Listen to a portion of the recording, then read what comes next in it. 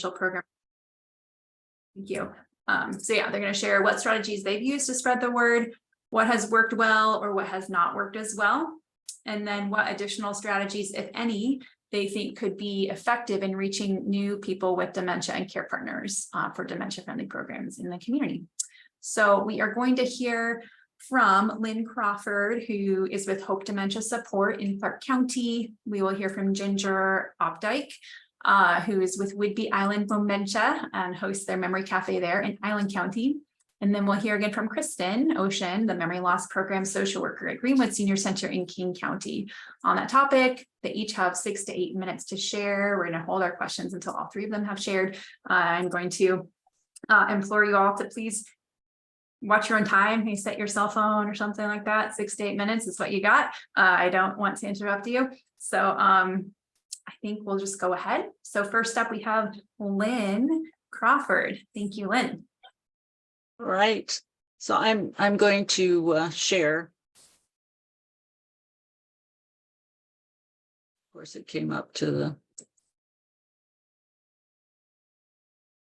So I thought maybe the easiest way was to do some comparisons. And Dementia Friendly Clark County is actually sponsored by the Agency on Aging and Disabilities of Southwest Washington and Hope Dementia Support. So I wanted to be sure that we included ADSWA in that. And one of the first things that we did when we started with Dementia Friends and Dementia Friendly Clark County was to do a couple of kickoffs. And so what you see here is a comparison from 2021 and 2022. And 21, of course, was virtual. And because it was virtual, we did it twice. And you can see that this is a flyer that was, it was advertised on our Facebook pages. It was advertised on our websites. Attendance for these particular events, and you can see we had a keynote speaker, we had proclamations by the mayor, we had music, we had all sorts of stuff, and we probably had 20 participants per session for this particular one with all of the advertising that we did. The one that was done in 22 was done in person at this incredibly beautiful new building on the waterfront in Clark County called the Murdoch Building. And this time the advertising was a little bit greater because we had more people participating, and the flyers went out and were on the grocery store notice boards and things like that, as well as social media.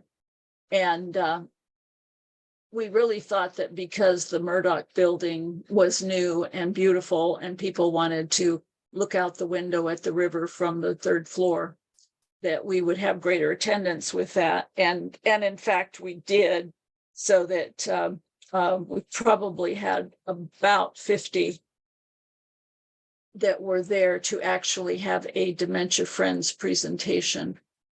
And we were able to also give them some other information about dementia-friendly sort of activities. So from one year to the next, we went from maybe 40 to maybe 50 for whatever that's worth.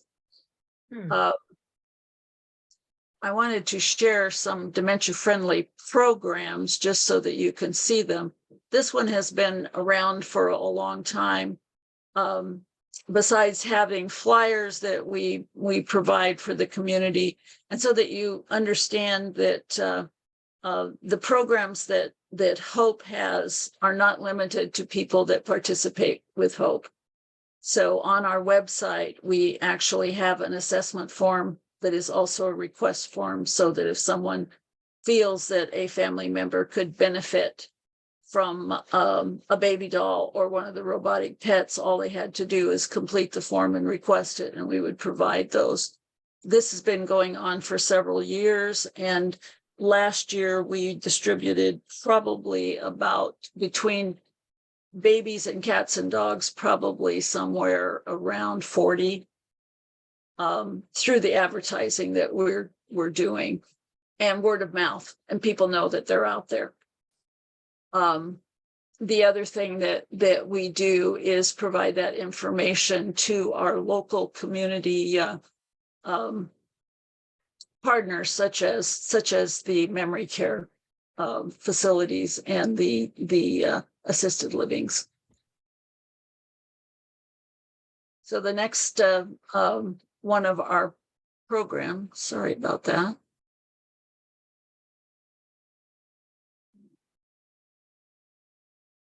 Okay, there, it's gone. So activity boxes is something that we have provided to our hospitals here in Vancouver. We have 2 hospitals in Vancouver, and what these boxes contain, as you can see, are things that kind of help people fidget. And the reason that we provided them to the hospital is because when people with dementia, as you all well know, end up in the hospital, then usually their dementia becomes more severe and their agitation is greater. And by having something to offer them to fidget with and play with, they're able to calm down quite a bit. And so both hospitals, we started this 2 years ago, and we get a lot of requests from the hospitals to replenish them. We try to give them 10 boxes at a time.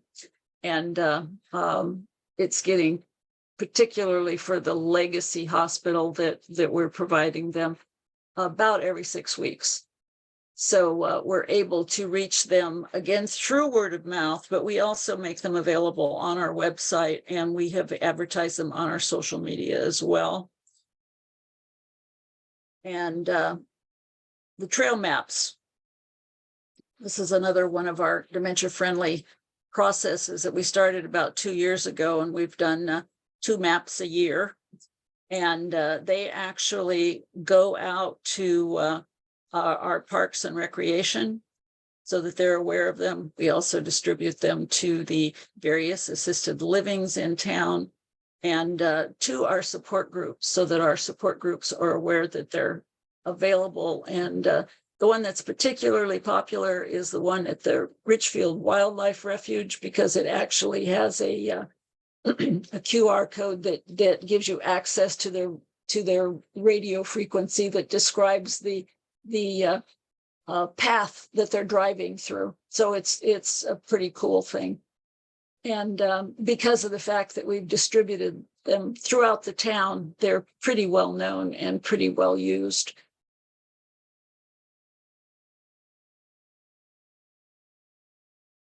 This is another one of our programs that it's called Rays of Hope. And what we're able to do is to provide people up to $200 a year for whatever it is that they might need.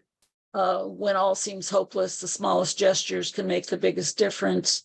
And it might be gas cards or car repair or nights at the coast, transportation to see a loved one. This, again, a lot of this is word of mouth through our groups. It is on our website.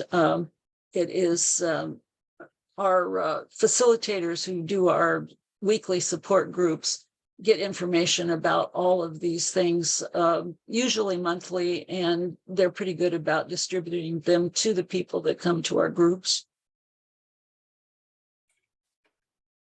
So these are the most exciting things, are always the newest things. And this is what we've been focusing on this last year, is our music programs.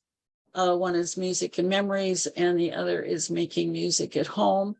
And I have to tell you that this has been a challenge, because the Making Music at Home is actually grant funded. And we have that grant for a year. And our goal was to provide 25 families an Echo Dot and a Spotify account for a year, with volunteers who set up their playlists, etc. And we started this in January. Here it is June, and we've gotten about 6 of the 25. So we are reaching out to community partners, letting them know that we don't really care whether or not participate in Hope or not, but that we'd really like people to have these tools to have their music in their home. So that's a challenge for us for sure. Our Music and Memories monthly group is not so much of a problem because it's incredibly popular. And we get new people all the time, and often they are not people who are part of Hope. And again, they're on our Facebook page, they're on our website. And I think there's a lot of word of mouth out there as well related to that one.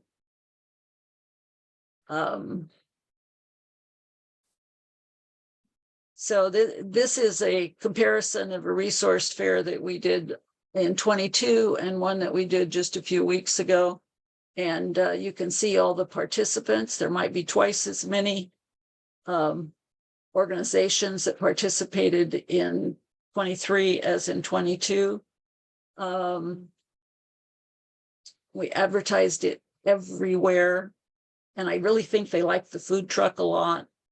But we probably had more vendor participation than we had community participation. But we had about 3 times as many people attended this last resource fair as the one that was held in 22.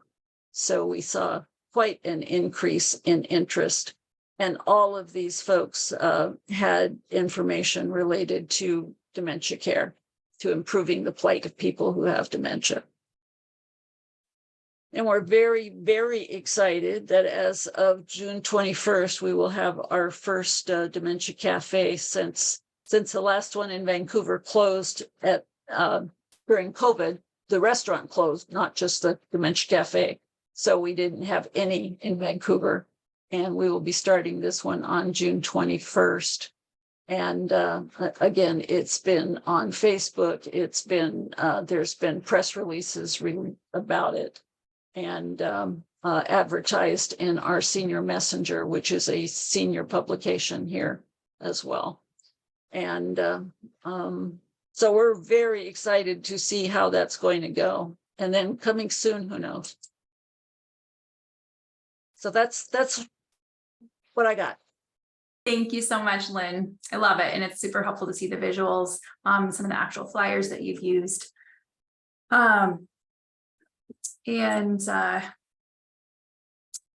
Sorry, just got distracted. Thank you for sharing. We're going to go ahead and move right on. You nailed it with the 10 minutes there. Thank you. And move right on to Ginger of the newly founded Whidbey Island Momentia. Ginger has hit the ground running and organizing in her community. Really exciting to see what's happening there on Whidbey. And Ginger's going to share a bit from her experience about strategies she's used to get the word out, especially in these early stages of starting something new and what's worked well or what hasn't worked, and any other ideas. So Ginger, go ahead. Okay, so how much time do I have? 6 to 8 minutes. Okay, good. All right, so I'm Ginger Updike, and Grace just introduced the program quite well. So we calling ourselves Whidbey Island Momentia because we want to have many different things that we do. Currently, we're only doing the Memory Cafe. It is sponsored by the church that I attend, Oak Harbor First United Methodist Church. And the good part about that means we have a facility that we can meet at for free. We have support people sort of already in place, like there's already somebody who'll come and be in the kitchen for us. And we have access to a copier machine, and we have access to some of the connectiveness things that church already has in connecting with other churches. So we've only, we started because we had a dementia-friendly presentation back in November, and then we started meeting to collaborate, and we had our first cafe in March. And right now we're only doing music and a light snack and conversation. So the first Memory Cafe, we had 15 people there. And that's not 15 dementia people, as you know, because it's for caregivers and their families, but also we had support people, we had greeters and things like that. And then the second one, we had 14 people come, but different 14 people. So I was like, okay, so each time we had some new dementia-friendly people, dementia families, so that's a good thing. And then we had our third one in May, and again, we had 15 people. So I feel like, okay, this seems to be a running theme here. But I was, I don't know what to expect or anything, but 15 people turns out to be quite an intimate group. And again, it was different, 15 people. So if everyone all came together, I don't know how many for sure we had, but it would be, closer to 40 for sure. And then, so getting the word out, when we first started, we of course created a logo and made a flyer, and we sent it to all the people like Memory Hub and Momentia in Seattle, and Anacortes and Bellingham, and all the Dementia Support Northwest and everybody like that. And we sent it to our local senior center, our local Island Senior Resources Area on Aging. So all of those, we also sent it to all of the churches that we had invited to the first dementia friendly presentation. So we did all of that, and that seemed to work pretty well. We got, some responses. But also we made sure that the caregiver support groups knew about it. So we sent information, and of course I attend some of the caregiver support groups, so I could talk about it myself. And so several, and then there's a Parkinson's support group that I don't go to, so they got it as well. And that really has been one of the best things. And Whidbey Island's kind of large, like it takes like an hour and 20 minutes to go to the south end. So every time we have a support group, that the people in the south end are like, I'm really going to make it up there, but I can see where it could be difficult. So Island Senior Resources is actually looking at having a memory care down on the south end. So we'll see a cafe. So we'll see what happens with that. But then my pastor forwarded me something that came across his desk that was a community activities group. And this was just like anything, like the Parks and Recreation place is starting up new walks for the summer or whatever. So, but it was a place where there was a Zoom, and they just started sharing what they were doing, right? So he said, you should go to this. So I reached out to the coordinator, yes, come to this. And so then since I reached out to them, it's just like, whoo. And so they all were like, oh, I'm so glad you're doing it. Oh, I'm so glad you're doing that. So since then, I was invited to go to a street fair. I should say we were. So I went to the street fair, coordinated 12 volunteers to come at different times, 2 of which were dementia patients. And at the street fair, we figured we talked to people, stopped at our booth and we talked to them, about 50 people. But Wow. Of those 50 people, we talked to 5 families with dementia, and they have all those people have since reached out to me.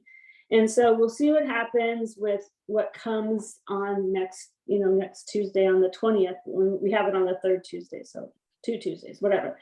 And so, and then out of that, I went to the Chamber of Commerce luncheon that they have once a month. And all you do there is hobnob if you're not the guest speaker, basically. So, or the sponsor of the luncheon. So anyway, so my pastor says, yeah, bring 75 flyers, because he went with me and he went for other reasons. And so I brought 75 flyers. Well, there was actually 125 people there for the lunch. So I was just like walking around the table, and I was like, is there anyone in your family impacted? Is anybody you know impacted by dementia? And then I was giving flyers to people who said that. And then I also made up what I call big business cards. They're 6 to a sheet, so however big that turns out to be. And it has all the information of the Memory Cafe, and it has a way for them to contact us through email. And we also started a Facebook page, but it's a closed, you have to be invited to the Facebook page. So it's not doing what I thought it would do, like spread the word, but it is connecting. And so far on the Facebook page, we've just been posting things that we thought would be good for caregivers mostly. But people are a little worried about the Facebook page. They think that it might, the people are vulnerable who have dementia. And I said, well, the dementia people aren't going to be on the Facebook page. But so there's a debate about that, it's worked great to have the church sponsor us, because then I call on volunteers that I know who are more than willing to come and be greeters and whatnot. and help set up and all of that. But I'm still the head honcho, for lack of a better word, and that is getting to be a little bit of an issue, because I know there's going to just come a time where it's going to be the Tuesday and I'm not going to be able to come because of my husband, and I'm not going to maybe know until 30 minutes before we're leaving. But so far there's been lots of volunteers, and I'm slowly giving little things away to them, so it's working. But one of the most exciting things, everyone's like, oh wow, that's a great idea, is those business cards that I had. I gave them after I had a bunch of them for the street fair and for the Chamber of Commerce thing. So at church one Sunday, I just said, can I announce about this? And I said, oh yeah, sure. So I gave them out to people on Sunday, and I said, will you take this to your hairdresser? And I said, everyone ends up talking about what's happening in their life with their hairdresser or their barber. And so people just came up and took them, and I don't know, even if only 20 people, right? And I took them to my hairdresser, but I took them for one of every person in the shop. So I just thought that was like amazing. Then I also signed up for something called Memory Cafe Directory, and it's a national thing. And I just kind of stumbled upon it, and I've already had one person, I signed up for it like on a Wednesday, and Saturday night I had an email from somebody who said, I saw it on the directory.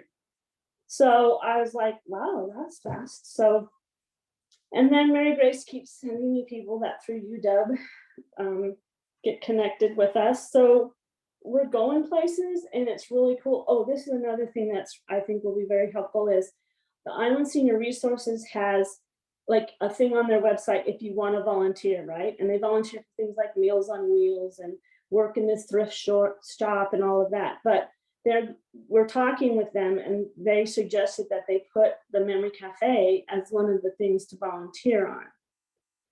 So we can get more volunteers. I was a little worried about musicians because we're only doing music right now, and so we were always like just 2 months ahead. And at the end of May, I was like, oh my gosh, I don't have June. And then I just met this person, and I said, would you like to come? And yeah.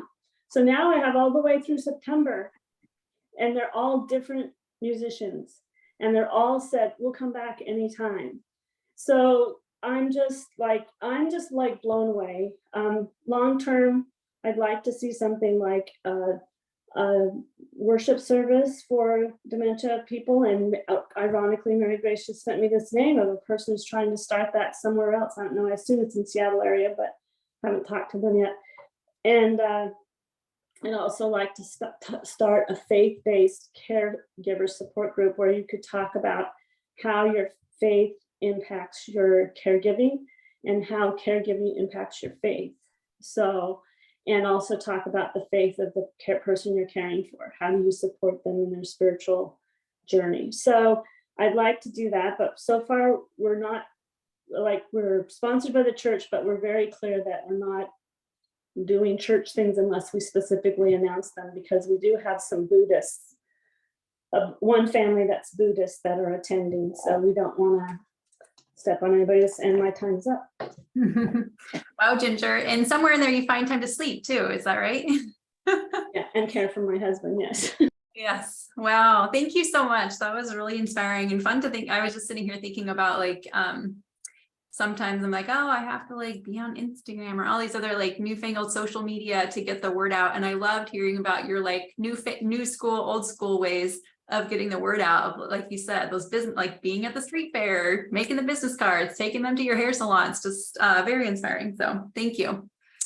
Last but not least, we have Kristen Ocean back to the virtual stage, memory loss program social worker at Greenwood Senior Center. And she's going to share just a little bit about what they've been doing to get the word out.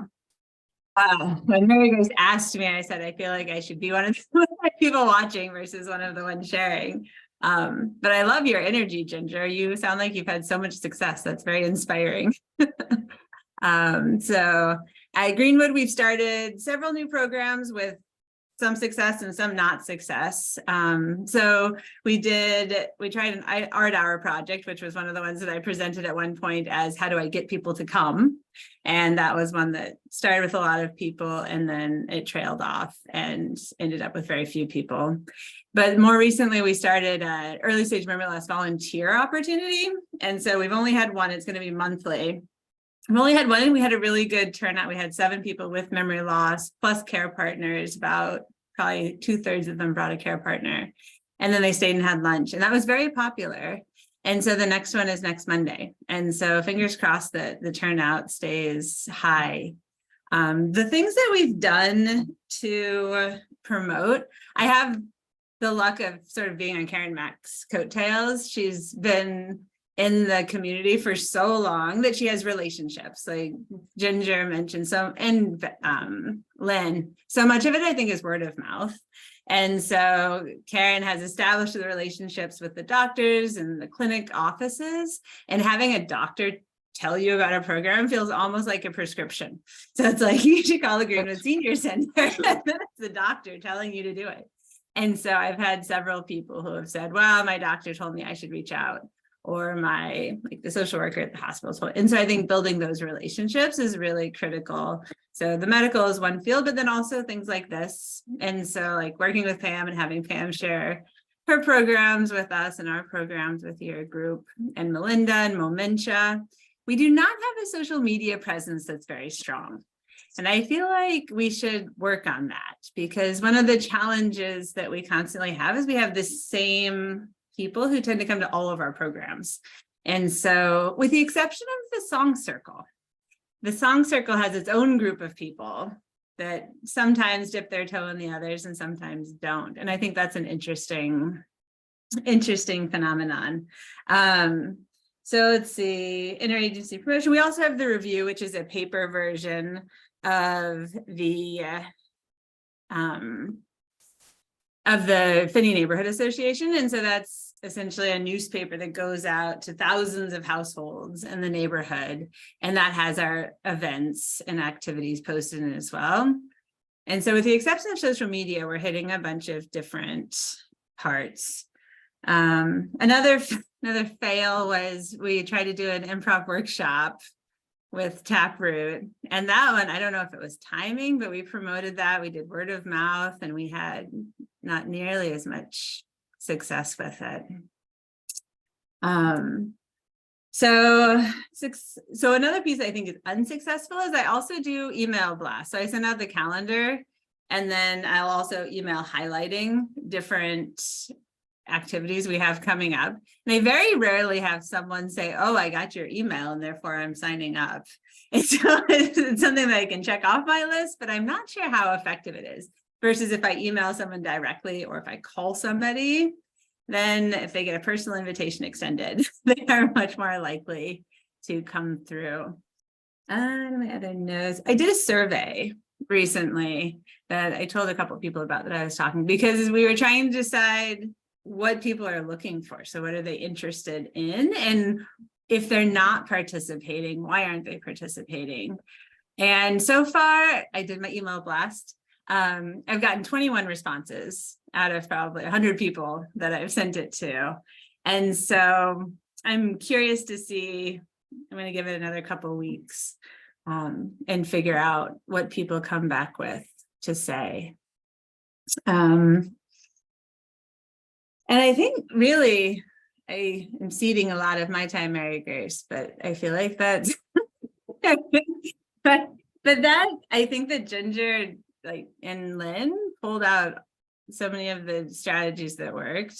Yeah. And then the piece that I constantly am thinking about is how to pull new people in. So like Ginger, I love that you remember Cafe, you had 14 different people at each one. It's like versus the same 14 people at 5 different programs. And so I'd love to figure out how to get new people engaged in the programs. Sounds like it's hair salons. Right? I wrote a note about that. Yeah.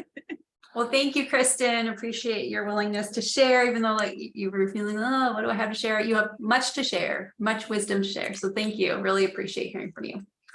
All right, so let's take just a few minutes for questions, and then we're going to break into our smaller groups and kind of discuss what things you all have done in terms of getting the word out. But any questions for any of our 3 panelists?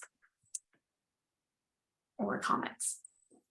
I, Ginger? I have a question about the survey you put out. Did you consider having it available at the events and people fill it out right on the spot, or? I'm not. I might though now, Ginger. I think that's a great suggestion. All future events. I do a lot of online ones, so I could put it in my chat as well. And if you have in person, you basically just want to try and get like two or three questions, like what did you appreciate? Right. What do you think would be a good idea for the future? Right. You know, what did you hate? I don't know. Other questions or comments? Ginger, what did you put on your card? It's just information about the Memory Cafe. It said that I was gonna have one for you to, no. It says that there's a Memory Cafe on the third Tuesday of the month at the church, and it's run by Momentia. And then there's our tagline that says reaching out to people impacted by memory loss, is our tagline, and their families. And then it has an email address and our Facebook link thing. That's pretty much it.